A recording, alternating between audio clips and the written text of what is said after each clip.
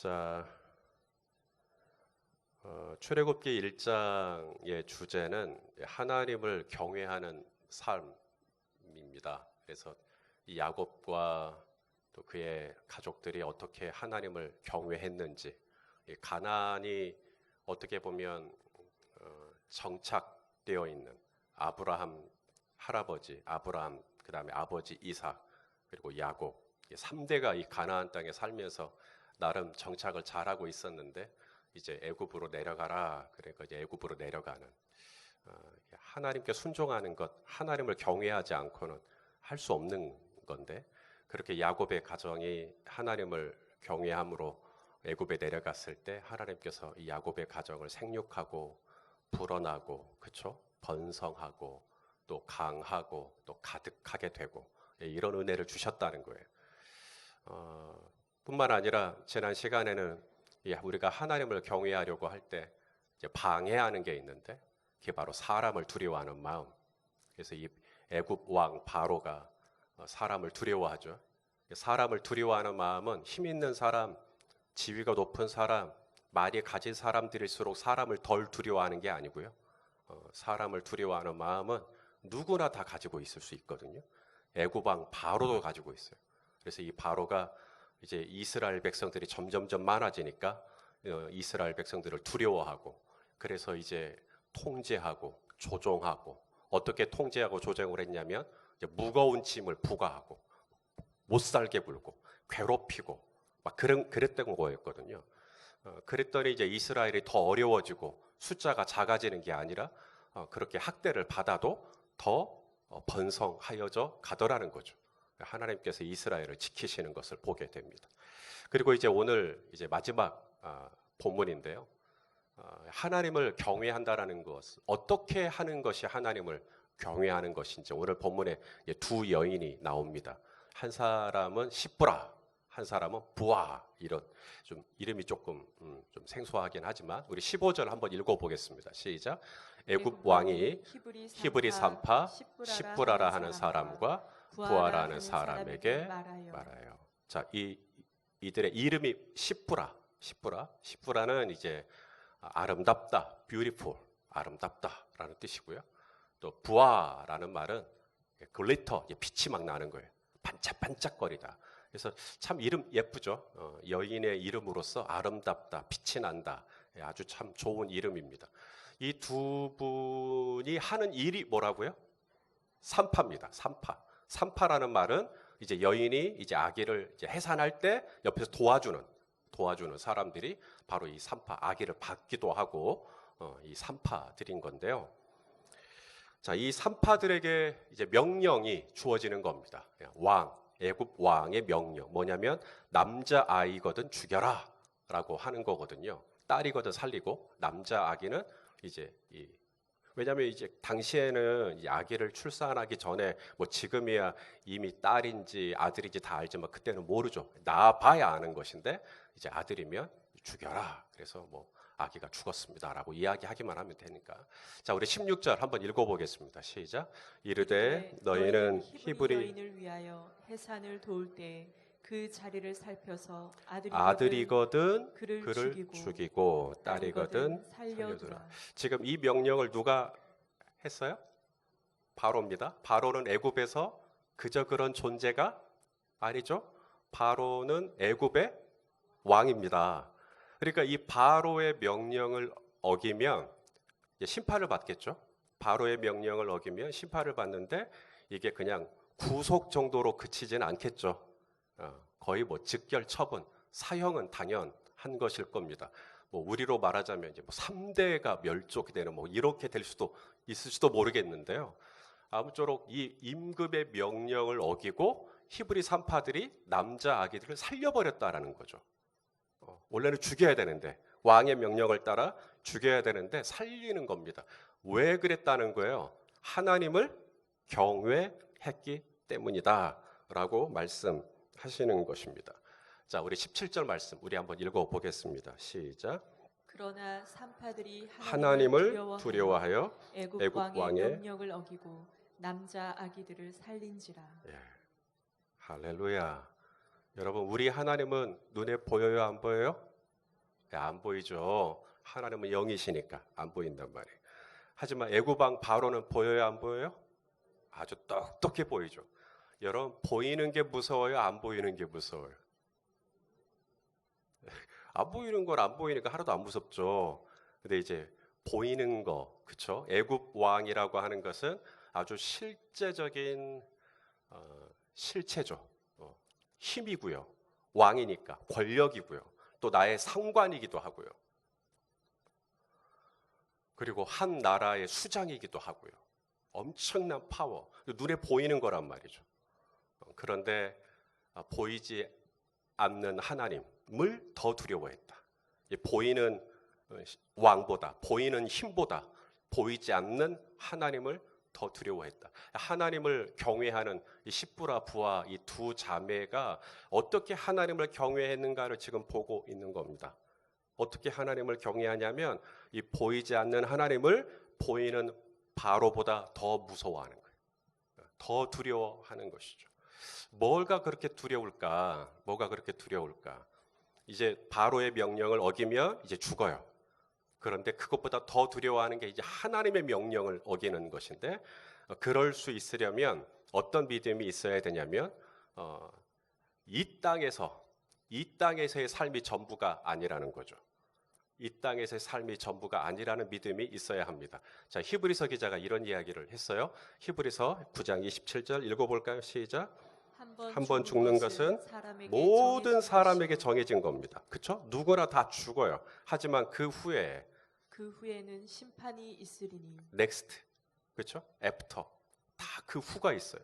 근데 이것에 대한 믿음이 없는 거죠. 그 후에 대한 믿음이 없으면 어떻게 될까요? 우리는 애굽 왕 바로의 명령에 우리는 이제 쩔쩔매게 되는 거죠. 왜냐하면 그 후가 없으니까. 이 땅에서 잘 살아야 되니까. 이 땅에서 내가 잘 먹어야 되니까.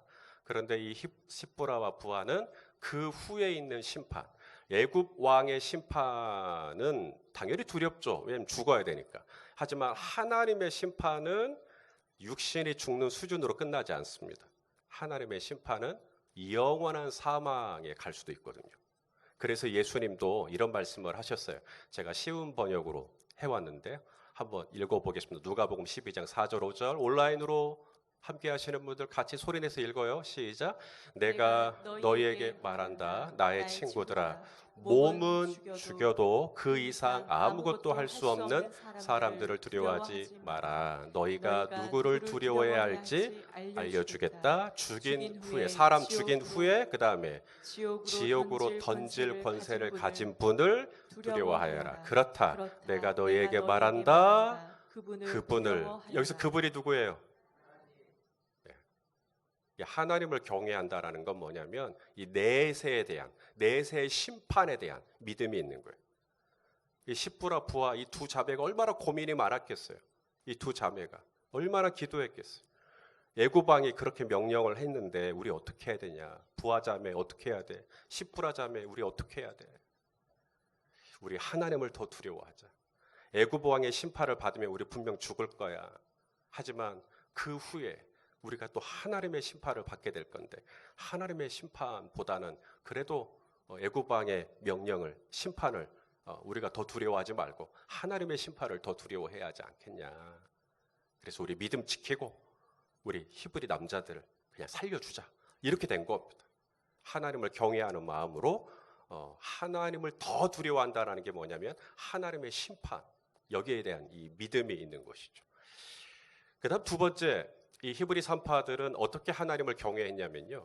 이 생명을 살리는 것, 그렇죠? 남자아이거든 살려라, 남자아이거든 죽여라 그랬는데 이 생명을 살리는 것, 이것이 우리 하나님께 얼마나 중요한 가치인지.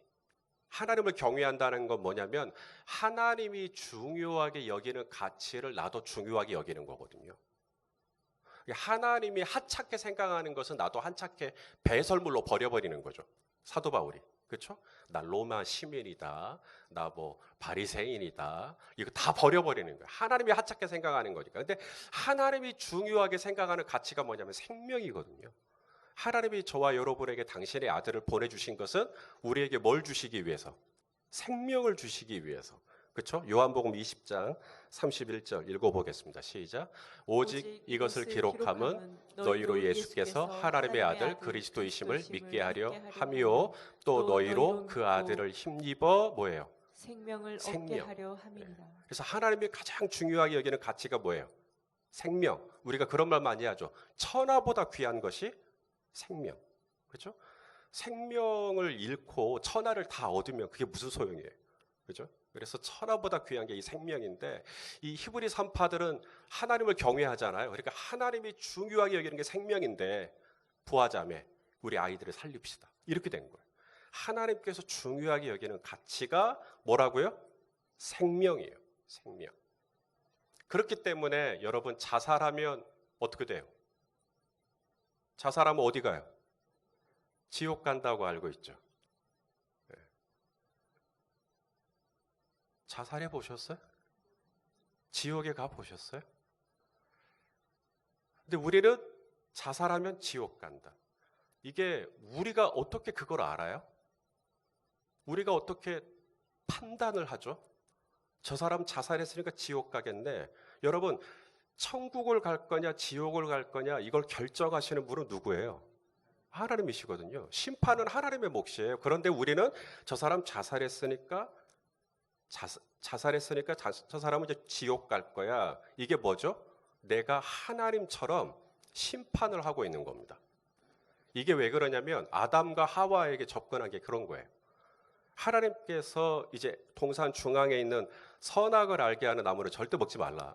그런데 이 뱀이 뭐라 그러냐면 이 선악을 알게 하는 나무를 먹으면 누구처럼 된다 그랬어요? 하나님. 그러니까 아담과 하와에게 뭐가 있냐면 죄성, 저와 여러분 안에 죄성이 뭐냐면 내가 하나님이 돼갖고 내가 심판하기를 원하는 거예요. 오늘 그분 예배 안 나왔네, 현장에 안 나왔네. 그분 오늘 온라인으로 예배 안 드리시네. 우리가 자꾸 뭐 심판을 하시는 거예요. 저분은 자살을 했네. 저분은 오늘 사업이 어렵네. 그러면 사업이 어려운 이유는 아마 이거 때문일 거야. 저분은 자녀가 아프네. 아마 이거 때문일 거야. 우리가 자꾸 하나님이 돼갖고 판단을 해요. 심판을 한다고요. 우리 안에 그런 게 있는 거예요. 마귀가 하나님처럼 돼갖고 내가 다 아는 거예요. 내가 다 알고 나는 다 판단할 수 있고 내가 판단한 건 항상 옳고 그게 뭐냐면 내가 하나님인 거예요. 하지만 하나님이 우리에게 당신의 아들을 주신 것은 누군가를 심판할 수 있는 권세를 주시기 위해 우리에게 아들을 주신 게 아니라 우리에게 뭘 주시기 위해서? 생명. 그래서 이 선악을 알게 하는 나무도 동산 중앙에 있지만 이 동산 중앙에는 선악을 알게 하는 나무 바로 옆에 뭐가 있어요? 생명나무가 있거든요. 자, 창세기 2장 9절 읽어보세요. 시작. 여호와 하나님이 그 땅에서 보기에 아름답고 먹기에 좋은 나무가 나게 하시니 동산 가운데에는 뭐가 있어요? 생명나무가 있고요. 그 옆에 선악을 알게 하는 나무가 있는데 마귀가 뭐라 그래요? 생명나무를 선택하면 하나님처럼 된다는 게 아니라 선악과를 먹으면 네가 하나님처럼 된다. 그러니까 우리 안에는 내가 하나님처럼 다 판단하기를 좋아하는 거예요. 그게 판단이 뭐냐면 선악을 딱 구분해 갖고 자살했네? 저 사람이 지옥 가는 거야 이제. 이혼했네? 뭔가 문제가 있을 거야. 장사가 안 되네? 아마 이런 문제 때문일 거야.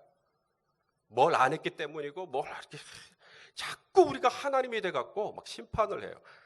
하나님께서 당신의 아들을 우리에게 주신 건 생명을 주시기 위함이라 그랬죠. 그러므로 여러분 진짜 우리가 하나님같이 되기를 원한다면 생명나무를 선택했어야 해요. 생명나무를 선택하면 어떻게 될까요? 누가 자살을 했대요? 그러면 천국 간다 지옥 간다가 아니라 오죽했으면 그랬을까. 더 이상은 얘기하지 않는 거예요. 누가 이혼을 했다더라. 뭐 이럴 줄 알았어. 이게 아니라 오죽했으면 그랬을까. 그냥 딱 거기까지. 그게 생명이거든요. 생명은 같이 공감해주고 같이 아파해주고 같이 울어주고 같이 품어주고 정말 하나님이 우리에게 당신의 아들을 주신 것은 돌 맞아 죽어 마땅한 간음한 현장에서 간음한 여인인데 예수님이 나 너 정죄하지 않겠다.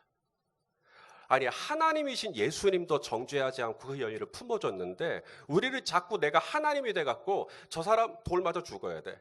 저 사람 이제 사업 안 될 거야. 저 사람 이제 자녀가 뭐 문제 생길 거야. 자꾸 그렇게 돼버리면 이거 누가 하나님인 거예요 도대체?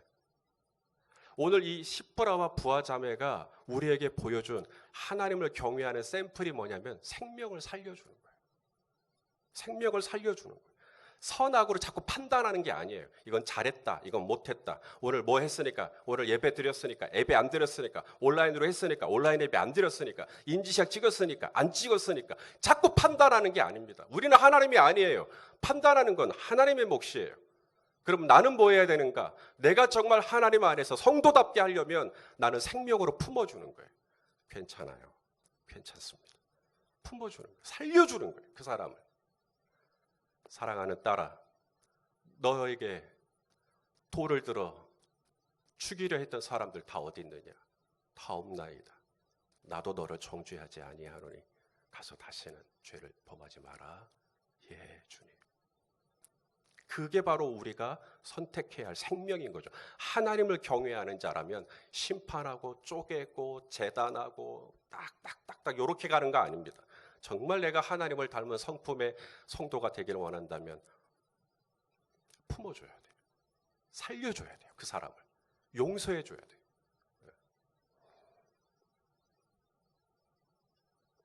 아멘이 별로 없죠. 그게 쉽지 않은 거거든요. 왜냐하면 탁탁탁 잘라내는 걸 좋아해. 저 사람 저래서 그래, 저 사람 저래서 그래. 그런데 우리가 진짜 해야 할 일은 생명으로 품어주는 거예요. 자, 세 번째입니다. 이 십보라와 부하자매가 우리에게 보여준 하나님을 경외하는 샘플이 뭐냐면 바로 하나님의 약속을 신뢰하는 거예요. 다시 한번요. 하나님의 약속을 신뢰하는 것. 이게 뭐냐면 하나님이 이스라엘 백성들에게 주신 약속이 있었거든요. 그게 뭐냐면 이 가나안 땅을 너에게 주겠다 안 주겠다? 주겠다. 언제부터 그 약속하셨어요? 아브라함 때부터. 그죠? 하나님이 아브라함에게 약속하셨거든요. 창세기 15장 13절 14절까지 읽겠습니다. 시작. 여호와께서 아브라함에게 이르시되 너는 반드시 알라 네 자손이 이방에서 객이 되어 그들을 섬기겠고 그들은 400년 동안 내 자손을 괴롭히리니 그들이 섬기는 나라를 내가 징벌할지며 그 후에 내 자손이 큰 재물을 이끌고 나오리라. 하나님은 이스라엘 백성이 애굽에 가서 고생할 것을 이미 다 알고 있었는 거죠. 그리고 아브라함에게 약속을 하셨어요. 내가 이 땅, 네가 지금 있는 이 가나안 땅을 내가 너와 내 후손에게 주겠다. 이 약속을 이삭에게도 한 번 더 확인하시고요. 야곱에게도 또 한 번 더 확인하시고 그 약속이 쭉쭉쭉 내려와서 400년이 된 거예요. 그런데 여러분, 이 지나간 400년 동안 이스라엘이 애굽에 있는 동안 점점 무슨 일이 일어났죠? 400년 동안 이스라엘이 살기 편해졌나요? 살기 어려워졌나요? 어려워졌죠? 처음에는 괜찮았어요. 요셉을 알던 애굽 왕 바로가 있을 때는 이스라엘이 정말 살기 좋았어요. 하지만 이제 요셉을 알던 애굽 왕도 죽고 점점 시간이 지나 100년, 200년, 300년, 400년 이제 이스라엘은 애굽에서 노예로, 히브리 노예로 살아갑니다. 이쯤 되면 여러분, 내 상황이 어려워지고 내 상황이 점점 쪼들리고 이렇게 되면 제일 먼저 흔들리는 게 뭐냐? 믿음 흔들리거든요. 벌써 이게 400년이에요. 400년 동안 도대체 이 나라는 소망이 없는 거예요. 언제 이 약속이 이루어질지. 그런데 십부라 부하는요. 400년이 지났는데도 하나님을 경외했다 그랬죠. 아이를 살렸다 그랬죠. 왜요? 하나님의 약속을 신뢰하는 거예요. 하나님이 반드시 우리 민족을 살려주시고 반드시 우리 민족에게 하셨던 약속을 이행해 주실 거다. 그러니 십부라 자매, 우리의 아이를 살립시다. 하나님의 약속이 이루어질 거, 하나님이 반드시 그 뜻을 성취하실 것인데 우리가 여기서 이 아이들을 죽이면 우리 민족의 미래가 어떻게 됩니까? 그러니 살립시다. 애굽 왕의 명령을 어겨서라도 우리 하나님의 약속에 신실하게 이루어질 것을 바라보면서 우리 살립시다. 할렐루야. 사랑하시는 여러분, 십부라와 부하자매는 제사장입니까? 선지자입니까? 저들은 종교 지도자가 아니라 저들은 산파입니다. 무슨 말이냐면 평신도예요. 평신도인데 이 산파들을 통해 이스라엘 민족이 살게 되었고 이 산파들을 통해 마침내 하나님은 이제 2장에서 모세를 이제 하나님이 준비시키시고 3장에서 하나님이 모세를 부르시고 마침내 이스라엘 백성을 하나님의 약속을 성취하는 이 놀라운 이 과정으로 가는 데 있어서 이 산파들을 사용하시는 것이죠. 하나님의 역사는 무슨 뭐 대제사장이나 뭐 장로나 뭐 선지자나 제사장이나 이런 영적인 사람들만을 통하여서 하나님이 일하시는 게 아니라 지극히 평범한 산파의 일을 하고 있던 우리 성도님들, 평신도들, 하나님은 일하실 수 있으신 거예요. 느헤미야, 예루살렘 성벽을 보수했던 느헤미야, 그도 평신도였어요. 에스더, 아하수에로 왕의 부인, 역시나 평신도였어요. 하지만 하나님이 에스더를 통하여 이스라엘 민족을 다 살려내고 그 살려진 날 불임절이라고 하는 유대인의 절기가 정해지는 이 엄청난 역사의 한 획을 평신도가 이루어냅니다. 여러분, 예수님은 대제사장이었습니까? 예수님은 선지자였습니까? 예수님도 평신도였습니다. 예수님이 나는 너희 중에 섬기는 자로 있다. 디아코니아. 이 디아코니아에서 우리가 영어로 집사님 할 때 디컨, 이 디아코니아에서 나온 거예요. 그래서 예수님의 직분은 집사님이에요. 평신도예요. 예수님의 어떤 그 종교적인 지도자로 오시지 않았단 말이죠. 이 땅을 바꾸는 것은 내가 장로가 돼야 되겠다. 내가 목사가 돼야겠다. 그래서 이 땅을 바꿔야 되겠다. 저는 가급적이면 우리 성도님들이 뭐 신대원을 가겠다, 목사하겠다 그러면 저는 가급적이면 반대해요. 정말 이 땅에 필요한 빛과 소금은 목회자가 아니라 성도예요. 우리 성도님들이 학교도 가시고, 우리 성도님들이 장사도 하시고, 우리 성도님들이 사업도 하시고, 우리 성도님들이 요양원에 들어가서 간호사 일도 하시고, 그러면서 이 세상이 바뀌는 거지. 저같이 맨날 소망 없는 사람이에요. 저는 진짜.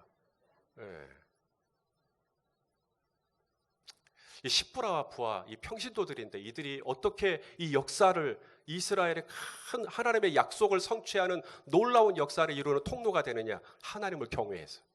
하나님을 경외한다는 말은 추상적인 거 아닙니다. 하나님의 약속을 딱 믿는 거예요. 아브라함에게 주신 약속, 이삭에게 주신 약속. 우리 이 성경책, 구약, 신약, 그 약이 뭐예요? 약속이잖아요. 약속. 그래서 오늘도 이 안에 기록된 수많은 약속들이 하나님이 오늘 나에게 주시는 약속인 줄로 믿는다면 당신은 하나님을 경외하는 사람이 맞는 거예요. 우리 그렇게 하나님을 경외하십시다. 자, 그렇게 하나님을 경외했더니 하나님이 십부라와 부하를 지켜주시죠.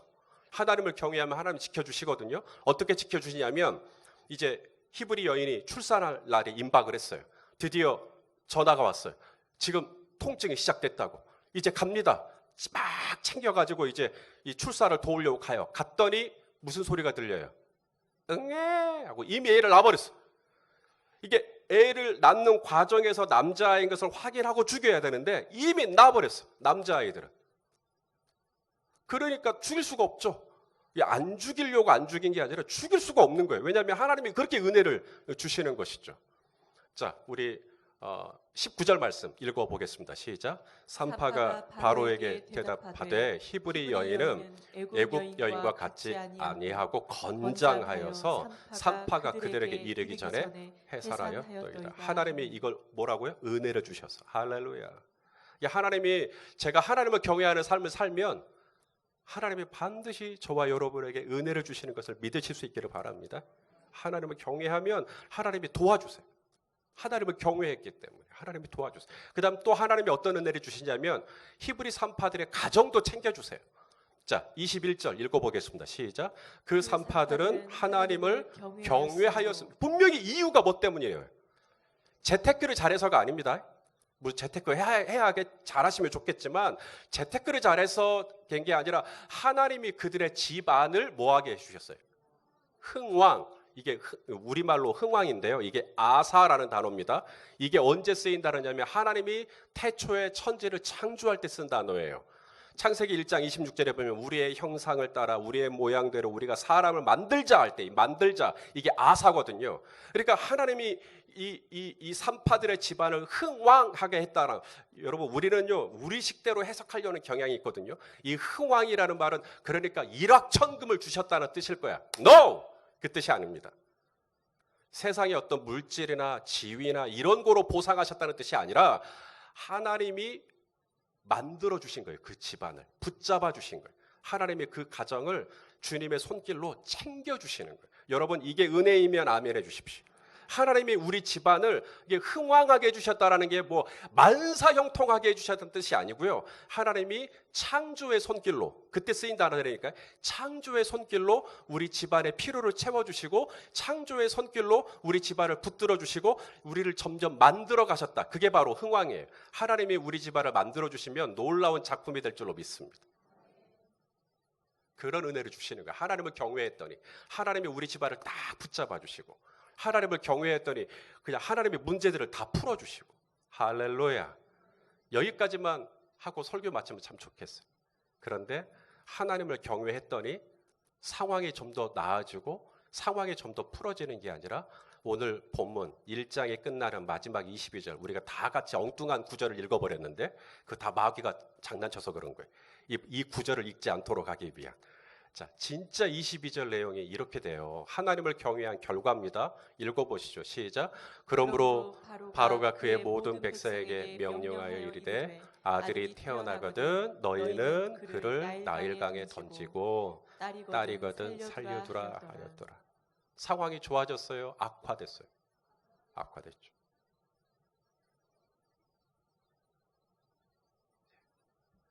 하나님을 경외했던 시브라와 부하자매를 통해서 이스라엘 민족의 짐들이 좀 가벼워지고 좀 더 살기 편해지고 그렇게 됐으면 얼마나 아름다운 해피엔딩이에요. 하지만 시브라와 부하자매는 하나님을 경외함으로 남자 아기들을 살렸고 그리고 하나님은 시브라와 부하자매를 도와주기 위하여 도착도 하기 전에 아이를 해산하도록 했고 또 그의 집안을 하나님이 창조의 손길로 붙잡아 주신 것까지는 참 좋으나 여전히 내 형제, 내 동족, 내 나라 더 어려워지는 거예요. 하나님을 경외했더니 하나님이 바로 코로나를 그냥 끝내게 해주셨다. 얼마나 좋아요. 우리가 다 원하는 거죠. 하지만 나는 하나님을 경외했지만 여전히 상황은 더 안 좋아요. 몸은 더 아프고 재정적으로 더 쪼들리고 회사에서는 막 잘릴 것 같고 하나님, 내가 하나님을 이렇게 경외하는데 왜 이렇게 상황이 안 풀립니까? 여러분, 시브라와 부하가 어떻게 하나님을 경외했는지 아세요? 그들은요, 하나님을 경외할 때 하나님을 경외하면 이런 거 주신다더라 해서 하나님을 경외한 게 아닙니다. 시브라와 부하 자매는 하나님을 경외하는 게 마땅한 것이기에 하나님을 경외했던 거예요. 그 결과와 상관없이. 내가 하나님을 경외하면 하나님이 이것도 주시고 이것도 주시고 이것도 주시고 그러니까 뭔가 이렇게 하나님하고 어떤 딜을 하듯이 하나님 내가 하나님 경외할 테니까 하나님 나 이거 주세요. 협상하듯이 그게 하나님 경외한 게 아니고요. 시브라와 부하자매는 하나님을 경외하는 것이 너무나 마땅한 거예요. 당연한 거예요. 그래서 하나님을 경외하는 그 자체가 목적이었던 거지 하나님을 경외하고 나면 하나님이 어떻게 네. 믿음 생활은 공식이 아니에요. 제가 일전에 이제 학교를 제가 방문을 했어요. 그 학교에서 체프를 드리는데 학생들에게 좀 말씀을 좀 전해주십사 하고 그래서 제가 이제 그 학교를 방문을 했거든요. 이제 방문을 했더니 이제 교감 선생님께서 이제 선생님들 이제 소개시켜 준다고 교무실을 잘못한 학생들만 교무실 가는 거잖아요. 그래서 움찔하는 마음으로 이제 교무실 가서 선생님들 이제 안녕하세요. 저 이번에 메시지 전하러 온 누구 목사입니다. 이렇게 인사. 근데 이제 한 선생님 책상에 이 프린트를 아주 크게 길게 가로로 저 구절을 적어놨더라고요. 저게 눈에 딱 들어왔어요. 그분은 저 말씀이 너무 좋은가 봐요. 잠언 22장 4절 저게 눈에 딱 들어왔어요. 뭐라고 돼 있어요? 시작. 겸손과 여호와를 경외함의 보상은 보상이 있대요. 뭐예요? 재물과 영광과 끝내주죠. 재물, 영광, 생명. 그래서 제가 믿은 대로 될지어다 속으로 그랬어요. 그런데 사랑하는 여러분, 오늘 시브라와 부하는 어땠습니까? 우리 예수님은 어땠나요? 우리 예수님 하나님을 경외하지 않았어요? 우리 하나님을 경외하지 않아서 우리 예수님 가난하게 사신 거예요? 사도 바울은 뭐 하나님을 경외하지 않아서 그렇게 뭐 그냥 감옥에 갇혀가지고 죄수처럼 살다가 목베임을 당하고 죽은 거예요? 우리 예수님 뭐 하나님을 경외하지 않아서 그 아직은 젊은 나이에 우리 예수님 그렇게 죽으신 거예요? 생명, 재물과 영광과 생명. 근데 하나님을 경외했지만 이 재물과 영광과 생명이라고 하는 이 보상을 온전히 누린 사람이 몇 사람이라도 돼요.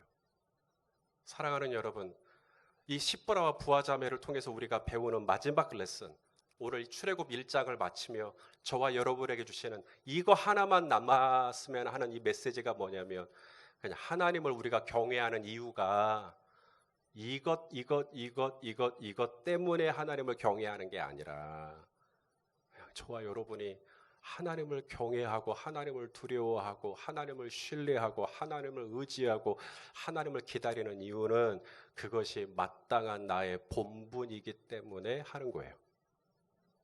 그것 때문에 하는 거예요. 그것 때문에 내가 하나님 경외하는 거예요.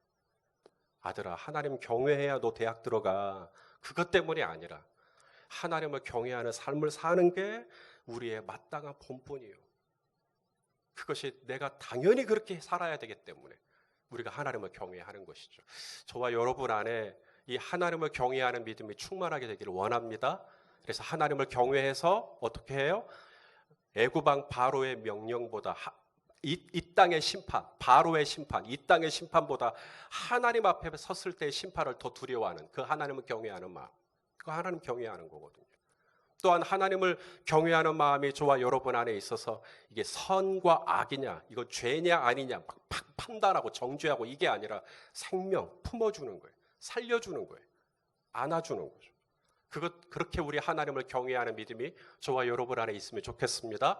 그리고 하나님을 경외하는 믿음이란 바로 여기에 기록된 약속들, 이 약속들이 정말 눈앞의 현실은 너무나 막막하고 어렵지만 반드시 하나님의 약속대로 되리라 믿고 하나님의 약속대로 이행하는 것, 하나님 경외하는 거거든요.